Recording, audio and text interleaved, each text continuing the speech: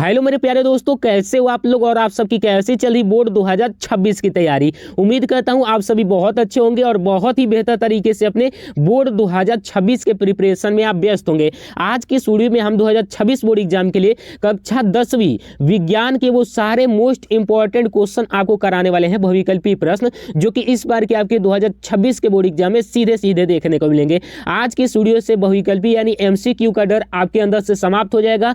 पूरे किताब के मैं सारे इंपॉर्टेंट बहुविकल्पी प्रश्न इस वीडियो में करा देने वाला हूं, तो बहुविकल्पी की चिंता इस वीडियो से छोड़ देना, ठीक है। तो चलो बिना देर के पहला बहुविकल्पी प्रश्न देख लेते हैं। तो पहला प्रश्न ये कहता है कि CaCO3 यानी कि कैल्शियम कार्बोनेट मिलकर क्या बना रहा है, calcium oxide plus carbon dioxide, इसमें किस प्रकार की अभिक्रिया है आपको बताना है। तो देखिए ये कैल्शियम कार्बोनेट था ना, तो ये दो अपने पदों में टूट चुका है, जो कि अपघटन अभिक्रिया के दौरान टूटा है। तो इसका राइट आंसर क्या हो जाएगा, अपघटन अभिक्रिया हो जाएगा, ठीक है। ये उष्मीय अपघटन हुआ है, इसमें उष्मा देकर तोड़ा गया, ठीक है। उसके बाद यहाँ पर देखो श्वसन किस प्रकार की अभिक्रिया है। तो श्वसन जो है उपचयन अभिक्रिया है। कौन सी अभिक्रिया, उपचयन अभिक्रिया, क्योंकि श्वसन में जो होता है ना उष्मा उत्सर्जित होता है। क्या होता है, उष्मा उत्सर्जित होता है, ऊर्जा उत्सर्जित होता है, ठीक। उसके बाद यहाँ पर देखो संगमरमर का रासायनिक सूत्र क्या होता है। संगमरमर का रासायनिक सूत्र क्या होता है बताइए। तो कैल्शियम कार्बोनेट CaCO3 होता है संगमरमर का रासायनिक सूत्र। उसके बाद यहाँ पर मैं आपको बता देता हूँ। तो अगला क्वेश्चन आपका कह रहा है कि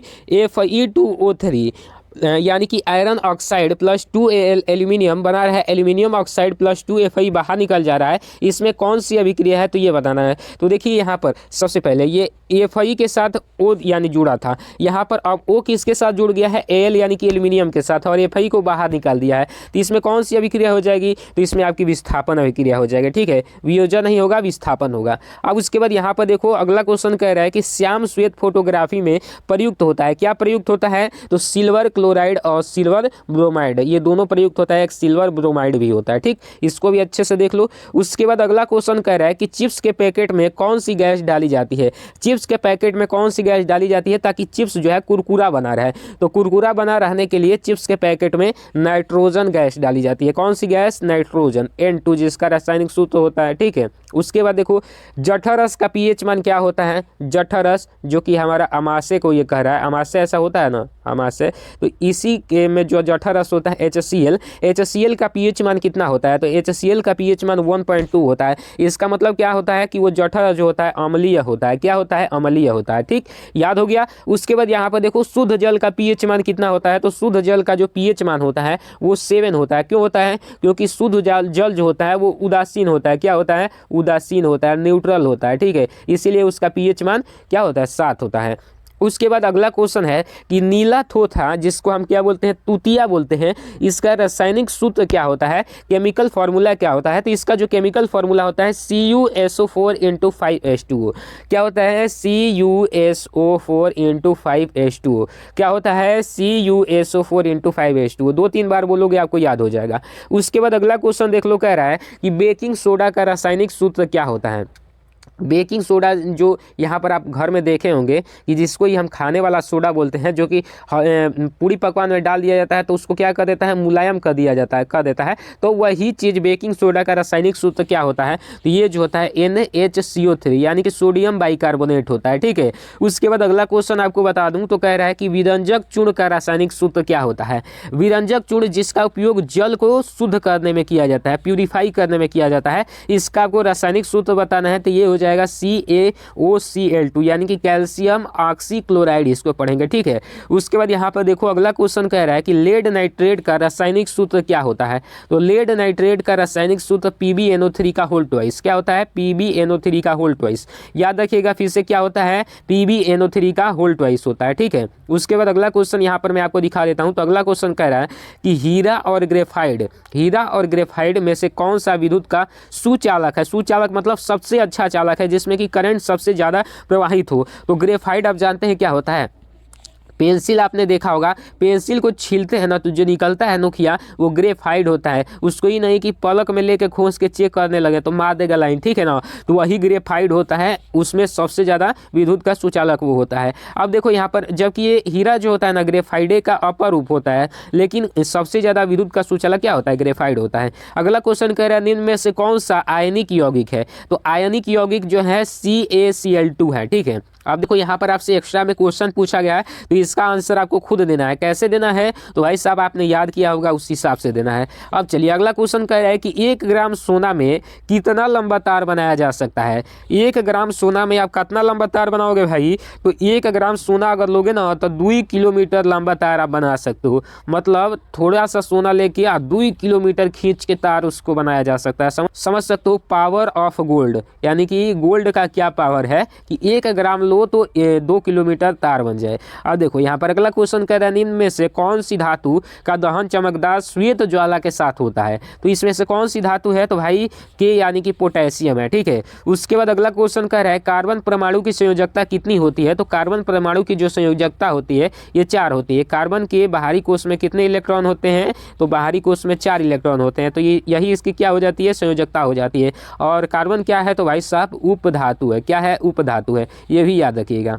अगला क्वेश्चन कह रहा है ब्यूटेनोन में क्रियात्मक समूह क्या है। तो ब्यूटेनोन में क्रियात्मक समूह कीटोन हो जाएगा, जिसका ये फॉर्मूला होता है। अब यहाँ पर देखो निम्न में से सहसंयोजी यौगिक कौन सा है, तो CH4 मेथेन जो है सहसंयोजी यौगिक है।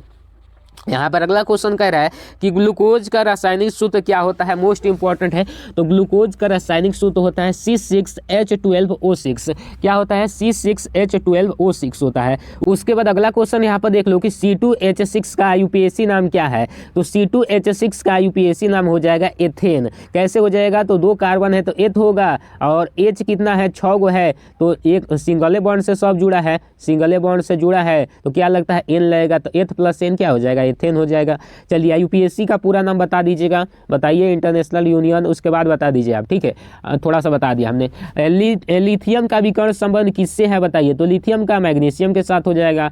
बाह्यतम कोष में 7 इलेक्ट्रॉनों वाला तत्व कौन सा है, तो जिसके भी बाह्यतम कोष में 7 इलेक्ट्रॉन हो, इसका मतलब क्या, देखो बाह्यतम कोष में मान के चलो कि ये 7 इलेक्ट्रॉन है, उसको 8वां माने अष्टक कंप्लीट करने के लिए कितने इलेक्ट्रॉन की आवश्यकता होगी, 1 इलेक्ट्रॉन लेना पड़ेगा। अगर इसमें 7 के जगह पर 9 होता तो 1 इलेक्ट्रॉन दे देता, लेकिन अब ग्रहण कर रहा है तो उस पर निगेटिव चिन्ह आएगा, और निगेटिव चिन्ह किस पे आता है, अधातु पर आता है। अब देखिए आधुनिक आवर्त सारणी के समूह में ऊपर से नीचे उतरने पर कोषों की संख्या क्या होती है। तो कोषों की संख्या भाई बढ़ती है, क्या होती है, बढ़ती है। यहाँ पर देखो किसी आवर्त सारणी में बाएं से दाएं जाने पर कोषों की संख्या क्या होती है, तो कुछ नहीं होता है, कोषों की संख्या स्थिर रहती है। बाएं से दाएं जाओगे तो कोषों की संख्या में कोई भी परिवर्तन नहीं होगा। उसके बाद यहाँ पर देखो आपका अब स्टार्ट हो जाता है जीव विज्ञान यानी कि बायोलॉजी। बायोलॉजी से ये मोस्ट इंपॉर्टेंट क्वेश्चन कह रहा है कि पौधों में वाष्पोत्सर्जन किस भाग से होता है। वाष्प का उत्सर्जन पौधों में किस भाग से होता है, तो आप कमेंट करके बताओ यहाँ पर। तो देखो भाई पौधों में वाष्प का उत्सर्जन जो होता है ना, पत्ती से होता है। क्यों, क्योंकि पत्ती में ही क्लोरोफिल पाया जाता है, और वहीं से पत्तियों में आप जानते हैं कि पौधों की पत्तियों में छोटे छोटे छिद्र होते हैं, जिससे क्या होता है, वाष्प उत्सर्जन की प्रक्रिया कंप्लीट होती है, ठीक है।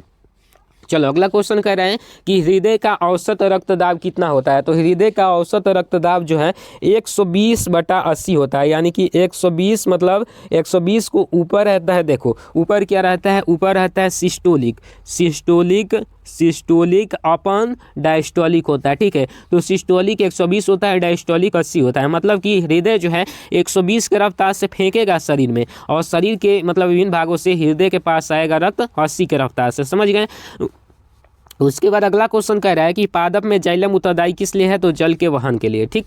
चलिए अगला क्वेश्चन यहाँ पर कह रहा है मानव शरीर की सबसे बड़ी ग्रंथि क्या है। तो मानव शरीर की सबसे बड़ी ग्रंथि यकृत, जिसको हम अंग्रेजी में क्या बोलते हैं, लीवर बोलते हैं। तो लीवर मानव शरीर की सबसे बड़ी ग्रंथि है, ठीक।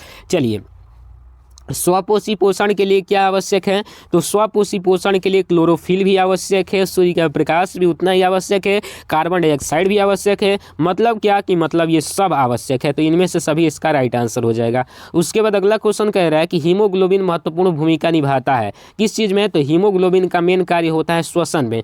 वो क्या कहता है, श्वसन, जो सांस हम लेते हैं, सांस हीमोग्लोबिन के साथ मिलकर ऑक्सी हेमोग्लोबिन बनाता है, जो कि वो क्या कहता है, वही हेमोग्लोबिन ऑक्सीजन को उसी रास्ते से विभिन्न भागों में पहुंचाता है हमारे शरीर के, ठीक है। चलिए अगला क्वेश्चन कह रहा है कि शरीर में समन्वय किसके द्वारा होता है। तो शरीर में समन्वय जो होता है तंत्रिका तंत्र एवं अस्त्रावी जालिका द्वारा तंत्र द्वारा होता है। ठीक है। निम्नलिखित में से पादप हार्मोन कौन सा है। तो पादप हार्मोन उपयुक्त तो सभी हो जाएगा, जिसमें जिबरेलिन, ऑक्सिन और एप्सिक तीनों आता है। ठीक है। अनैच्छिक क्रियाओं का नियंत्रण केंद्र माना जाता है। अनैच्छिक क्रिया ऐसा क्रिया होता है जो कि हमारे कंट्रोल में नहीं होता है, तो इसका जो नियंत्रण केंद्र होता है वो मेंडुला ऑब्लंगाटा होता है। ठीक है। मनुष्य में कितने जोड़े गुणसूत्र पाए जाते हैं। तो मनुष्य में जो है कि 23 जोड़े गुणसूत्र पाए जाते हैं, जिसको हम क्या बोलते हैं, 46 गुणसूत्र बोल सकते हैं। अब ये बताइए दीजिए कि फिजिक्स, केमिस्ट्री और बायो के पिता किससे माना जाता है। अब यहाँ पर अगला क्वेश्चन है कि मानव मादा में कौन सा जननतंत्र का भाग नहीं है। तो ये जो है शुक्रवाहिका जो है मानव मादा में जनतंत्र का भाग नहीं है। मादा में निषेचन कहाँ होता है। तो आप जानते हैं कि फॉलोपियन ट्यूब ऐसा होता है, तो यही में फॉलोपियन ट्यूब में निषेचन होता है। ठीक है, यही। तो यहाँ पर अब अगला क्वेश्चन यहाँ पर कह रहा है कि मेंडल ने अपना प्रयोग किस पौधे पर किया। तो मेंडल का जो प्रयोग हुआ था वो सबसे पहले उन्होंने मटर के पौधे पर किया। ठीक है। चलिए अगला क्वेश्चन कह रहा है कि मेंडल ने मटर के कितने गुणसूत्रों पर अध्ययन किया। तो 7 गुणसूत्रों पर अध्ययन किए थे। कितने, 7 जोड़ी। ठीक है। उसके बाद अगला क्वेश्चन कर रहा है एक द्विसंकर का 10 रूप क्या है। तो एक द्विसंकर का 10 रूप 9:3:3:1 होता है। ठीक है। चलिए अगला क्वेश्चन कह रहा है मेंडल ने गणित और विज्ञान का अध्ययन किस विद्यालय से किया। तो वो किए थे पेरिस विश्वविद्यालय से। उसके बाद अगला क्वेश्चन कह रहा है प्राकृतिक वर्णवाद का सिद्धांत प्रतिपादित करने वाले वैज्ञानिक का नाम बताइए। तो वो थे चार्ल्स डार्विन। कौन थे, चार्ल्स डार्विन थे। मेंडल के अनुसार निम्न में से किस युग में कौन सा प्रभावी लक्षण होता है। तो देखो प्रभावी लक्षण आपको बताना है। तो प्रभावी लक्षण कौन सा हो जाएगा, इसमें जो हो जाएगा ये वाला गोल बीज वाला प्रभावी लक्षण होता है। ठीक है ना, लंबा और गोल बीज। अब देखो अगला क्वेश्चन कह रहा है पुष्प का जनन अंग कौन सा है। तो पुष्प का जनन अंग पुंकेसर और स्त्रीकेसर। पुंकेसर पुरुष का और स्त्रीकेसर स्त्री का जनन अंग है। ठीक है। अगला क्वेश्चन आपके भौतिक विज्ञान से आ जाता है। कहता है कि निर्वात में प्रकाश की चाल कितनी होती है। तो निर्वात में प्रकाश की चाल 3 × 10⁸ मीटर प्रति सेकंड की होती है। उसके बाद अगला क्वेश्चन कह रहा है दाढ़ी बनाने के लिए किस दर्पण का प्रयोग किया जाता है। तो दाढ़ी बनाने के लिए आप जानते हैं अवतल दर्पण का प्रयोग किया जाता है, ताकि ये क्या कहता है, प्रतिबिंब को बड़ा दिखाता है। ठीक है, बड़ा। आप देखो यहाँ पर अगला क्वेश्चन कह रहा है कि निम्न में से कौन सा पदार्थ लेंस बनाने के लिए प्रयुक्त नहीं किया जाता है। तो लेंस बनाने के लिए पारदर्शी माध्यम होना चाहिए, जिसमें मिट्टी क्या है, अपारदर्शी है, तो इसका प्रयोग नहीं किया जाएगा। ये गोलीय दर्पण की वक्रता त्रिज्या 20 सेंटीमीटर है, तो उसकी फोकस दूरी क्या होगी। तो उसकी फोकस दूरी आप जानते हैं वक्रता त्रिज्या की आधी यानी कि 10 सेंटीमीटर हो जाएगी। तो डी वाला ऑप्शन राइट हो जाएगा। हीरे का अपवर्तनांक होता है तो 2.42 होता है हीरे का अपवर्तनांक। सी वाला ऑप्शन इसका राइट हो जाएगा। अगला क्वेश्चन कह रहा है दर्पण के फोकस बिंदु का मात्रक क्या होता है। तो देखो दर्पण का जो फोकस बिंदु होता है, बिंदु का कोई भी मात्रक होगा, आप बताओ होगा नहीं होगा। तो बिंदु का कोई भी मात्रक नहीं होगा, तो दर्पण के फोकस बिंदु का भी कैसा मात्रक हो सकता है भाई, कोई मात्रक नहीं होगा। तो इनमें से कोई नहीं, इसका राइट आंसर हो जाएगा। ठीक है। चलिए अगला क्वेश्चन कह रहा है प्रकाश की किस घटना के कारण आकाश का रंग जो है नीला दिखाई देता है। ठीक, तो नीला प्रकीर्णन के कारण दिखाई देता है। किस कारण, प्रकीर्णन के घटना के कारण। एक लेंस की क्षमता 2 डायोप्टर है और उसकी फोकस दूरी सेंटीमीटर में होगी, बताना है। तो उसकी फोकस दूरी क्या होगी, तो P = 1/f मीटर में होता है। तो इसी से आप निकाल लीजिए। तो P का जो वैल्यू आएगा 50 सेंटीमीटर आएगा। प्रिज्म द्वारा श्वेत प्रकाश गुजारने पर अधिकतम विचलन किस रंग का होता है। तो ये जो है बैगनी रंग का होता है। ठीक है, विबग्योर से। मानव नेत्र के किस भाग पर प्रतिबिंब बनता है, मोस्ट इंपॉर्टेंट है। तो ये दृष्टिपटल यानी कि जिसको इंग्लिश में बोलते हैं रेटिना, या फिर हिंदी में भी रेटिना कह सकते हो। निकट दृष्टि दोष में किस लेंस का प्रयोग किया जाता है। देखो ये 3 अक्षर का है, तो इसका जो निवारण होगा, जो लेंस होगा, वो 4 अक्षर का होगा, यानी कि अवतल हो जाएगा। ठीक। चंद्रमा पर खड़े व्यक्ति को आकाश कैसा दिखाई देता है। तो काला दिखाई देता है, क्योंकि वायुमंडल होता नहीं है। तारे किसके कारण टिमटिमाते हैं, बताना है आपको। अगला क्वेश्चन कह रहा है जब प्रकाश अत्यंत चमकीला होता है तो पुतली हो जाती है। क्या होती है भाई, तो पुतली जो है कि छोटी हो जाती है। क्या होती है, छोटी हो जाती है। जब प्रकाश कम रहेगा तो पुतली अपने आप को बड़ी कर लेती है। विद्युत प्रतिरोधकता निर्भर करती है, किस पर निर्भर करती है। तो विद्युत प्रतिरोधकता जो है चालक के प्रकृति पर निर्भर करती है, कि किस प्रकृति का चालक है, कैसा धातु का बना है। विद्युत शक्ति का एसआई मात्रक क्या होता है। तो विद्युत शक्ति का एसआई मात्रक जो होता है वाट होता है। क्या होता है, वाट होता है।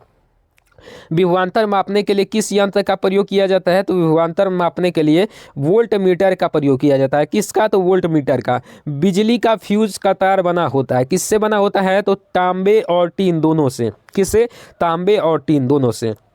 एक अश्व शक्ति किसके बराबर होता है भाई साहब? तो एक अश्व शक्ति 746 वाट के बराबर होता है।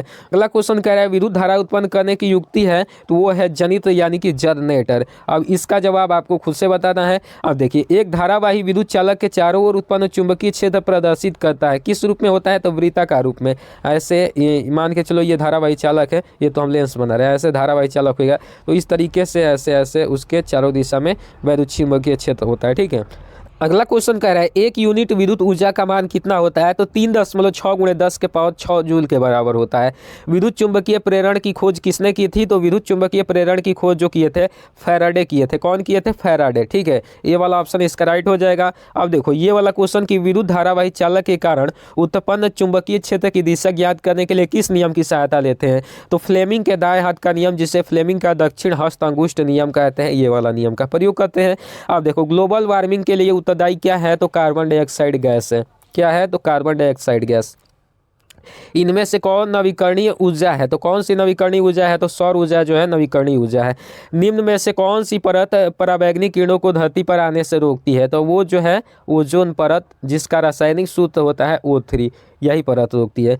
उम्मीद करता हूँ ये वीडियो काफ़ी अच्छा लगा होगा। हमने आपको सभी बहुविकल्पीय प्रश्न इस वीडियो में समाप्त कर दिए, और वो भी पूरे किताब के। तो वीडियो को लाइक कीजिए, शेयर कीजिए। अगर आप इसका PDF लेकर पढ़ाई करना चाहते हो तो इसका PDF आपको मात्र 99 रुपीज़ में मिल जाएगा। यही नहीं, आपको सारे सब्जेक्ट के मिल जाएंगे। तो आपको करना कुछ नहीं है, आपको मैं एक नंबर दे रहा हूँ, इस नंबर पे 99 पेमेंट करके स्क्रीनशॉट भेज देना है, आपके व्हाट्सएप पर ही PDF सेंड कर दिया जाएगा। अगर आपको कोई भी डाउट हो तो इस नंबर पे व्हाट्सएप कर सकते हो, आपका रिप्लाई जरूर मिलेगा। तो उम्मीद करता हूँ ये PDF जरूर आप खरीदोगे। तो इस वीडियो को लाइक कीजिए, शेयर कीजिए, और ऐसी वीडियो देखने के लिए हमें सब्सक्राइब कर लीजिएगा।